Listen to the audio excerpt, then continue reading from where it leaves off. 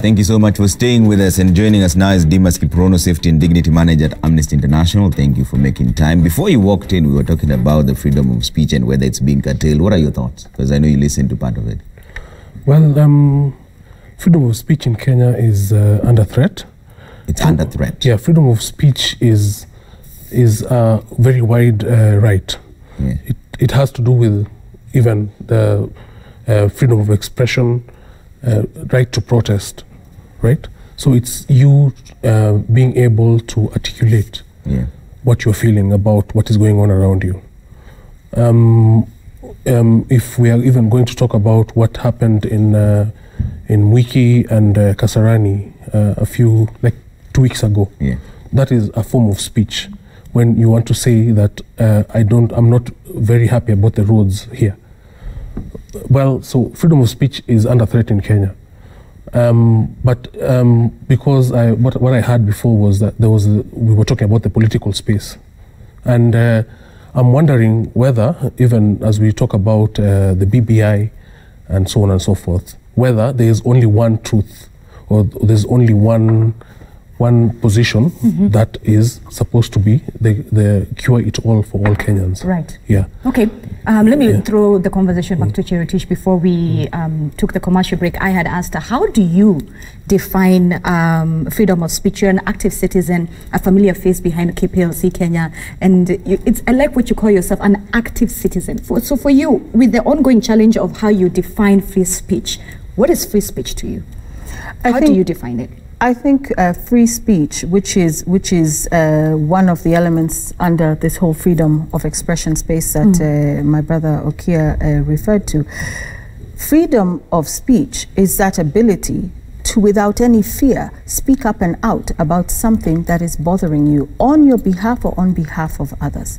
And in Kenya, because so many of the due process channels are slow, bogged down, compromised, we often tend to rely on public free speech spaces, using social media, using other fora, speaking in chamas, in churches, in family gatherings, and so on. So for me, freedom of speech is my ability, my right to articulate what I think ails me or ails other people who are suffering from the same injustice. In our case, it's a switch off KPLC campaign, and it's energy justice. So if we want to talk about fraudulent bills, overbilling, if we want to talk about the cartels that collude with criminals, so they're all criminals, to have illegal connections set up in slums, that electrocute children, that kill people, that high fire risk, and so on and so forth, we can speak. If we want to talk about the fact that mamas are being nyanyaswad all over the country to pay bills for electricity they did not consume, we should be able to speak up. So for me, freedom of speech is not just to payuka in public,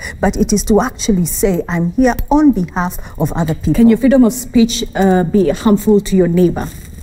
If I am interfering with my neighbor's economic interests, and in this particular case with energy justice, if I'm interfering with the cartel's ability to quietly eat their money as they have been doing for decades from consumers, obviously I am doing harm, economic harm, to that particular individual. So it is not the case that when I express myself freely, everybody is happy. And one should also be able to live with that as soon as you express yourself, somebody else somewhere has the right to express themselves, and they'll come out and say, oh, you're an extortionist, or you're this, or you're noisy. Recently, I've heard that I'm very noisy, and I'm saying, I'm glad, maybe that means that you're actually hearing what I have to say. So for me, freedom of speech should be allowed. We're not in a dictatorship. We're not in Saudi Arabia. We're not where you will be executed or publicly whipped, or, well, maybe, who knows, there's all this extrajudicial killing ongoing. But we're not in a space where we can say our rights are so severely rolled back. We have a powerful Constitution of Kenya 2010 that enshrines and protects those rights. Let me throw you back to Kipro. And it seems that you are also coming in already, as you're giving your point as well.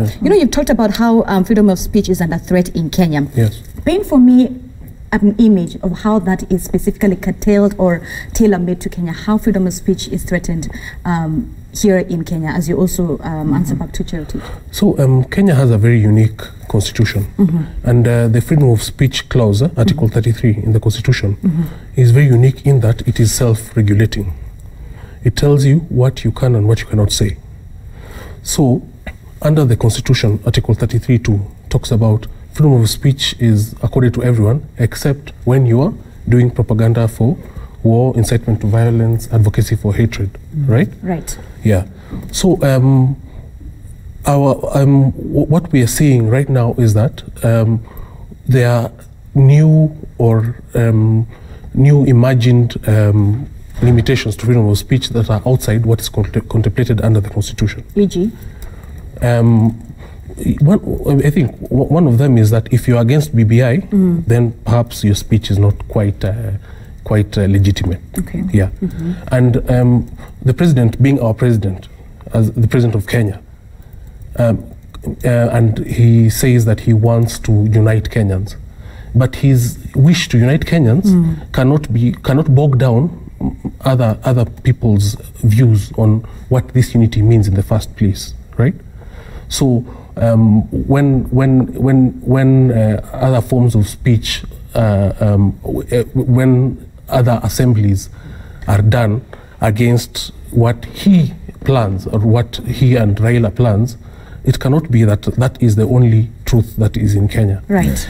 In fact, for the first time in a very long while, I saw the police talking about permits to do assemblies. That is the last time I saw a permit was a very long time ago. In the late 90s, Kenyans went through the IPPG process. The IPPG process was a process that was supposed to take us to the next election, the 1997 elections. Yeah. And one of the things that were removed from the laws of Kenya was that right for the police to give you a permit to hold up. Yeah. Right. The language is you need to give them a notification, right? And then if for some reason or for one reason or the other, you might they think that you might not be able to hold that assembly, they can even suggest to you to hold it on another date, but they have to. So it's a notification, not permission. Yeah, it's not permission. But if you look at what happened, was it 3 weeks ago? It was the language was a permit. The police said they do not permit you to hold a certain. I mean, the meeting that they wanted to hold in Bukungu. Mudavadi and Wetangula. Yes. Ironically, the irony is that the same group that wanted to hold that assembly are the same people who presided over certain legal changes that limited certain rights to Kenyans. So, as much as I sit here and defend their right to hold that assembly, I'm alive to the fact that when they were crying foul, is that they also presided over a period where certain constitutional rights were being eroded. Yeah. Okay. So it might to some circles, if you are very politically inclined, you might want to celebrate what they are going through. Yeah. Right. But in democracies, you realize that what someone is going through right now is what you might be going through in the near future. Mark, I see you want to respond to this. There are a number of things that I'm quite amused at. Number one, I have said very clearly twice here, let's define what is it to curtail freedom of speech. Okay? If you notify the police that you want to hold a rally, a demonstration, or whatever, will the police respond to you with a yes or no or another date? Yes, they will. You understand? And it is within our laws. If you go to the United States of America today, and there are protests and counter-protesters, there is a law on who would be allowed different times and things like that. That is not curtailing freedom of speech. On top of that, let's be clear. I do not think, and I have not heard of a single person in this country who has gone on a radio station, TV station, anywhere, and talked against BBI, or even decampaigned BBI, who's behind bars today, under the charge of talking against BBI.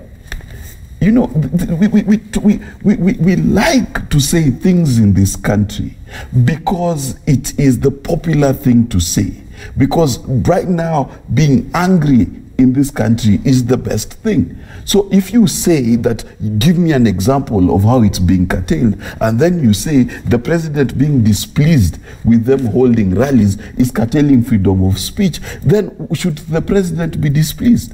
And I agree with Jerotich. The president does have a responsibility. The remarks he said about the judiciary are regrettable. It is not something that should come out of the head of state in 2017. That is true. But in that same token where we sit here and castigate him for what he said, right, aren't we then, by the same scale we are using, then curtailing his freedom of speech? The truth of the matter is this, that if the state, and it's the sole proprietor in this country of violence, right? When the state killed, through a police officer, killed a demonstrator in Kasarani, that was an act of curtailing freedom of speech. There is no argument of that. That policeman, that whoever who commanded or whichever structure was used, that is wrong. But to say that a leader, when they say that I do not agree with this particular path, then they're curtailing freedom of speech, while yet but the same leaders are individuals and Kenyan citizens, they have the right to. While at the same time, today as we speak, different politicians, different individuals are in different fora, and it's their right, disagreeing. No, see, let me finish what I'm saying, Zins. Why is it that I'm the only one interrupted? No, you have a lot of time, Mark, actually. You're speaking more than the others. Go ahead, finish it. Oh, really? I actually counted the minutes, but it's fine. The truth is that today as we speak, even in this very newspaper I'm holding in my hand, there are people speaking against BBI. Okay? What consequence have they suffered? Because if we are going to say that disagreeing with BBI has consequence in this country, let us demonstrate. Jerotich and I have been on many shows where she said that BBI is a Trojan horse for many, many months. Is she behind bars? Has her economy suffered? Right? And let's also separate issues. There are criminal elements in this country that threaten people. Those criminal elements, whether in government or out of government, should be called out for their threats. Okay? I have been threatened. In as much as I support BBI, I have been threatened by those same criminal elements. That I do not equate that to the same thing as saying the state is curtailing freedom of speech. There are criminal elements in this country just the same way as there is that police person. And do we need to talk about our rights? Yes, we do. I am firmly against the selfie directive against locusts. I am firmly support Jerotich, by the way, on her plight for energy justice in this country. It is wrong what happens to Kenyans. It is absolutely wrong. But to then equate that to say there's no freedom of speech in this country, my friend, I've worked across Africa. I know no freedom of speech. You know, there's an individual. He has been quiet for a while. Let's listen to Kian Seii. Okay. I think using behind the bars as a standard for whether freedom of speech or the consequences of speaking out are there or not is not a good standard. We need to be a bit nuanced when I demonstrate the issues of freedom of expression, because take the case of these rallies. Okay? Even if they were to go ahead, okay, and said you go on, you'll find that one group of people is using public resources to do their rallies. That will not be given access to those kind of public resources. That already is a curtailment of their freedom. The playing field. Now you're interrupting. The proof I have is there. And the proof to begin with is that the Gazette notice appointing the steering committee itself does not refer to any law. And it is signed by the Chief of the Public Service, Moses Kinyua. So it is a public function. You have already, you yourself have said that this thing is being driven by the president when we began. No, I'm saying the rallies. Forget about the task force. That we are clear, it's paid by taxpayers. The rallies held by in the 3 counties. Do you have proof that they? Well, begin with the Kisii rally. Mr. Matiang'i was there with all his entourage. Who is Matiang'i? But similarly, when Murkomen goes anywhere. No, wait, forget about Murkomen. There's a difference between a politician. There's a difference between a politician and Matiang'i. And it's very important what he said. Like, what is the root of this, what legal foundation does the BBI have in the first place? Because if you look at Article 255, 256, 257 of the Constitution, it talks about how you can change the Constitution. But right now, we seem to have a state-sponsored constitutional changing process. That even if they wanted to get 1 million signatures tomorrow, they'll just tell the chiefs to get the signatures. You understand? Okay, I was finishing his point. Yeah. I think Kiprono speaks for me at times. Go ahead. The other thing I want us to look at is that criticism is not curtailing freedom of speech. And I'm telling you, the day we had the Buhungu rally, I arrived in Mumias at around 6 in the morning. I traveled overnight. And there was a lockdown in Mumias. And I took pictures and posted, which I've done, which circulated on the internet. I took pictures of the cops. Like they've got a crackdown, like there was something happening, whatever. All that curtails the freedom of people to associate, to express themselves. The Nabongo grounds were a no-go area until late in the evening. Do you think the excuse of insecurity for the other rally that Wetangula and Davadi had was a fair? If you look at the distance between Mumias and Kakamega, you need cannon power, not even just guns. You need to have artillery to be able to disrupt Buhungu from Mumias. It was practically not possible. I believe it's 38 kilometers. Yes, it's a long distance away. The whole thing is that they don't want an alternative view to come out, because this BBI thing has no feet to stand on. It has got no feet in the law, and as my brother has rightly put there, it's neither the popular initiative, which requires that you, me, and whoever come together like Dr. Ekuru did with our own resources, collect the signatures, give it to the IBC, and if the IBC approves them, then the state takes over. So what is happening here is extra-constitutional. And so what is happening is a creeping coup. There's a creeping coup being driven by the president to overthrow the constitution of Kenya. And that's why we are rejecting it. If the president wants to amend the constitution as a state officer, he has got a very clear route through parliament. He can develop a bill through the Attorney General, take it to Parliament. He has the majority of MPs. He can win. If any of the clauses require referendum, Chebukati takes over. So BBI has no... Yeah, so if it is, if he cannot, as a state officer, do the popular initiative. The popular initiative ni ya mwananchi. It's Raila who can do the popular initiative. Let Raila disengage from and stop pretending that it is a handshake. Disengage from Uhuru and begin moving around Kibera, Mombasa, Nyeri, wherever, looking for signatures the way Dr. Ekuru did, and make a proposal and develop it. When it is ready, take it to Chebukati. Let Chebukati look at it and say, okay, this is okay. Then now Chebukati takes over, then it becomes a state project. What is happening is a creeping overthrow of the constitution, like cooking a frog slowly by raising the temperature. The next thing we shall realize we have been cooked. You have no constitution. You have got BBI. And when you're cooked, you're told, see, we asked you for your views. Right. Yes. So you gave us your views. We are told that the referendum is to, whether we like it or not, it's happening. We've even been told the month it's going to happen. And I even tweeted about it. I said, whether you vote or not, if they want the referendum to be yes in favor of the change of the constitution, it's going to happen, because we are working with an IEBC that perpetrated electoral injustice, and those issues have never been resolved. And we're expecting the same IEBC to run a free and fair referendum process, which is a fait accompli according to the political class. So when you use state resources, you use state resources to drive an agenda, anybody who expresses a divergent view will be hammered using the same state resources. When we, a small group of us, delivered petitions to the Chief Justice, Bunge, and Office of the President around energy justice that affects every one of us here, we all pay electricity bills, pre or post-paid. Were you given resources? We were not given resources. We raised the money ourselves for our own placards and a small pay bill that we had. We notified, we followed due process, and Central Police was aware. And we had done all of that. Okia was not with us. I mean, supporting us, but not with us physically that day. And the police disrupted our march. tear gassed Despite us notifications 4 and times, everything. and they had not told us. I've seen where the OCPD signed to say, I'm aware that on this date the march will happen.